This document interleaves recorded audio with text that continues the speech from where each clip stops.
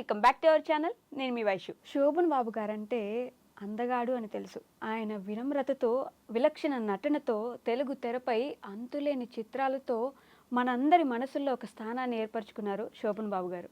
శోభన్ బాబు గారి గురించి మాట్లాడే ముందే ఆయనతో పాటు పనిచేస్తూ, ఆయన దగ్గర నుండి చూస్తూ, ఆయనతో పాటు రోజులు గడిపిన ఒక వ్యక్తి ఈరోజు నాతో పాటు ఉన్నారు. ఎగ్జిక్యూటివ్ ప్రొడ్యూసర్ బాలకృష్ణ జవాజీ గారితో తెర వెనుక కథలు ప్రోగ్రాంలో ఈరోజు చాలా ముఖ్యమైన విషయాలు, ఆయన జీవితంలోని అజ్ఞాత కోణాల గురించి, ఆశయాల గురించి, ఎన్నెన్నో మలుపుల గురించి మాట్లాడదాం. హలో అండి, నమస్తే. నమస్తే అమ్మా. మీకు ఐ డ్రీమ్ ప్రేక్షకులు కూడా నమస్తే. బాగున్నారా సార్? బాగున్నానమ్మా. సో శోభన్ బాబు గారి గురించి మాట్లాడాలంటేనే ముందు ఆయనతో మీకున్న అనుబంధం గురించి మాట్లాడదాం. ఆయనతో మీ ప్రయాణం ఎలా మొదలైంది అసలు? అంటే మాది శోభన్ బాబు గారిది ఎన్టీఆర్ కృష్ణా జిల్లా మైలవరం దగ్గర ఉన్న చిన్ననిగామ గ్రామం అమ్మ. ఓకే. అంటే నేను 1967లో పుట్టాను. ఆయన 1967కి పెద్ద హీరో అయిపోయారు. ఓకే. అయితే నేను కొంచెం నాకు వచ్చేటప్పటికి మా అన్నయ్య ఆయన దగ్గర మేనేజర్గా జాయిన్ అయ్యారు అనమాట. శోభన్ బాబు గారి దగ్గర మేనేజరు, మనం అందరం మద్రాసు వెళ్తున్నాం, షూటింగ్ చూస్తున్నామని అప్పుడు నాకు 11-12 ఇయర్స్ అప్పుడు మా అమ్మ నాన్న చెప్తే ఆ రోజుల్లో ఇక ఆనందం వేరు ఉండేది. అప్పుడు అలా మద్రాసు అందరూ వెళ్ళాం. ఆయనకు సంబంధించిన కొన్ని షూటింగ్లు, ఆయన ప్రాపర్టీస్ సంబంధించిన లొకేషన్స్ అవన్నీ వెళ్ళిన తర్వాత ఎంతో ఆనందంగా ఉండేది అనమాట. తర్వాత నేను ఇంటర్మీడియట్ వచ్చేటప్పటికి గోరింటాకు ఆ సినిమాలు రిలీజ్ అవుతున్నాయి. చాలా సూపర్ హిట్ సినిమాలు అనమాట.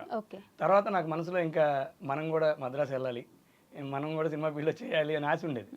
తర్వాత మళ్ళీ ఒకసారి సోగ్గాడు సినిమా 100 డేస్ ఫంక్షన్ వచ్చి విజయవాడలో పెట్టారు. సోగ్గాడు అంటే మీకు అందరికీ తెలిసిందే, ఆ రోజు రామారెడ్డి గారు ప్రొడ్యూసర్. సోగ్గాడు శోభనాద్రి అనగానే అసలు అంత విపరీతంగా ఉండేది అనమాట. అప్పుడు విజయవాడకి మాకు డిస్ట్రిబ్యూటర్ ద్వారా కొన్ని పాస్ వస్తే వెళ్ళాం. అసలు విపరీతమైన జనం. అసలు మేము పాస్ ఉండి కూడా లోనికి వెళ్ళడానికి మా వల్ల అవ్వలేదు. ఓమ్మో, సినిమా అంటే ఇలా ఉంటుందా, ఇలా ప్రాపర్టీస్ కూడా ఇలా సంపాదించుకోవచ్చా, ఏదైనా ఒక ఆశ అప్పుడు స్టార్ట్ అయిపోయింది అనమాట. స్టార్ట్ అయిపోయిన తర్వాత ఇంటర్మీడియట్ అయిన తర్వాత ఒకసారి మళ్ళీ చూడటానికి వెళ్ళినప్పుడు శోభన్ బాబు గారితో నేను, సార్ నాకు ఇంట్రెస్ట్ అనే సినిమా ఫీల్డ్కి వస్తానన్నా.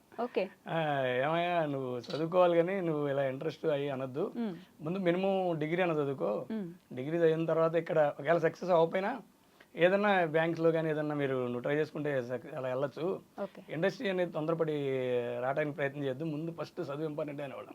అప్పుడు మీ వయసు ఎంత ఉండేదండి? నాకు 17 ఏళ్ళు. ఇంటర్మీడియట్ అంటే కానీ వచ్చాను కానీ డిగ్రీ ప్రైవేట్గా రాద్దాం, ఇంకా మనం ఇంకా సినిమా ఫీల్డ్కే, ఇప్పుడు నేనే కాదు ఈ సినిమా ఫీల్డ్కి ఎంటర్ అయిన ఏ వ్యక్తి అయినా సరే ఎన్నో ఆశలతోనే డెఫినెట్గా వస్తారు. అలా నేను కూడా ఆ రోజు వచ్చాను. అప్పుడు ఏం చేయాలి ఏంటంటే, నాకు కొంచెం డైరెక్షన్ డిపార్ట్మెంట్ బాగా ఇష్టం అండి అన్నాను. అప్పుడు ఆయన ఏం చెప్పారంటే, మా సురేష్ అని వాళ్ళ మేనేజర్ అనమాట. సురేష్ గారు కూడా మన కెమెరా డిపార్ట్మెంట్లో ఉన్నారు కదమ్మా. డైరెక్షన్ అనేది ఏంటంటే చాలా రిస్క్తో కూడిన ఇది. దానికి స్టోరీ డిస్కషన్స్, ఆర్టిస్ట్తో కమ్యూనికేషను, ఇవన్నీ చాలా ఉంటాయి. ప్లస్ ఒక సినిమా సక్సెస్ అయితే ఓకే, అలా ఒక సినిమాలో ముందుకెళ్తాం. సినిమా సక్సెస్ అయిపోతే నెక్స్ట్ సినిమా ఏంటో కూడా తెలియకపోతే చాలా ప్రాబ్లమ్స్ వస్తాయి. దానివల్ల టెక్నికల్గా నీకుంటే టెక్నికల్ ఎప్పుడైనా ఏదో ఒకటి చేసుకుని వెళ్ళొచ్చు. కాబట్టి టెక్నికల్గా నువ్వు ఉండి మన సురేష్ దగ్గరే అసిస్టెంట్గా వెళ్ళు అని చెప్పారనమాట. అప్పుడు అలా ఆయన దగ్గర సురేష్ గారి దగ్గర జాయిన్ అయ్యి, దానికి సురేష్ గారి కంటే ముందు రవిప్రసాద్ చెంగయ్య గారు అనేవారు. చెంగయ్య గారికి ఇమ్మీడియట్గా కమ్యూనికేషన్ చేశారు, మా బాలకృష్ణ మా ఊరండి, మీ దగ్గర కొన్నాళ్ళు అసిస్టెంట్ చేస్తాడు, తర్వాత సురేష్ గారి దగ్గరికి వెళ్తారని. చెంగయ్య గారు ఇమీడియట్గా రమ్మన్నారు అనమాట. అప్పుడు ఊరికి సోగ్గాడని 1985 జనవరి 1 అనమాట. నేను ఊరికి సోగ్గాడు అనే సినిమాకి పలానా ఏఎం స్టూడియోకి రమ్మంటే వెళ్ళాను. నేను వెళ్ళేప్పటికీ అంత హ్యాపీ న్యూ ఇయర్, అక్కడ సినిమా ఓపెనింగ్ అయింది, సాంగ్ అసలు ఎంత విపరీతంగా ఉందంటే స్టూడియో అంతా. ఇంకా మనకి ఏంటంటే మన వర్క్ మర్చిపోయాం, మన వర్క్ వెళ్ళావా ఇవన్నీ చూడటానికి వచ్చామని అంత ఆనందంగా ఉండేది అనమాట. ఆ రోజు విజయశాంతి గారు శోభన్ బాబు గారి మీద ఒక సాంగ్ చేశారు. ఫస్ట్ నాకైతే ఏంటంటే పేపర్స్ పట్టుకోవడం, కొన్ని కెమెరాకి సంబంధించి మాత్రమే నేర్పారు. ఇక అలా శోభన్ బాబు గారితో సినిమాలకి ఒక 10 సినిమాల దాకా పనిచేశాను. దొంగపెళ్ళి, సక్కనోడు, ఉమ్మడి మొగుడు, విజృంభణ, ఇవన్నిటికీ కొన్ని అసిస్టెంట్గా, కొన్ని ఆపరేటర్గా పనిచేసి అలా ఆయనతో ఉండేవాడు అనమాట. ఆయనతో ఉండేవాడు. సో ఆయన మీ ఊరే కాబట్టి, పక్క పక్కన ఇల్లు అన్నారు కాబట్టి, ఆయన వ్యక్తిత్వం ఎలాంటిదండి? అంటే ఫస్ట్ నుంచి చూసుంటారు మీరు, వ్యక్తిత్వం ఎలాంటిది? ఆయన ఏంటంటే ఏం లేదమ్మా, ఎవరికైనా అందరితో సరదాగా నవ్వుకుంటూ మాడతారు. ప్రతి వ్యక్తికి అతను ఇది మనకు సంబంధం ఉందా లేదని ఆయన ఆలోచించరు. వచ్చిన వ్యక్తికి జీవితంలో స్థిరపడాలంటే నువ్వు ఇలా జాగ్రత్తగా ఉండాలి, బాగా చదువుకోవాలి, నీకు వచ్చిన దానిలో 10 పైసలే ఖర్చు పెట్టి 90 పైసలు దాచుకోవాలి.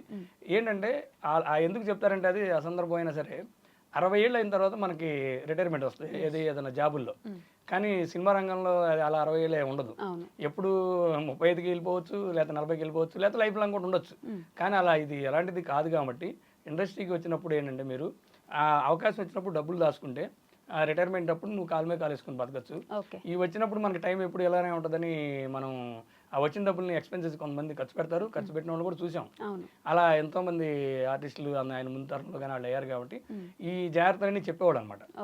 అలా ఊరు వచ్చినా కూడా ఆయనతో అంత ముందు చదువుకున్నప్పుడు ఉన్నోళ్ళు కానీ ఆన్లైన్లో కానీ చక్కగా పలకరిస్తూ వాళ్ళ సమాచారాలు అన్నీ తెలుసుకొని ఫైనాన్స్ సజెషన్ మాత్రం ఎప్పుడు ఇచ్చేవాళ్ళు. ఓకే.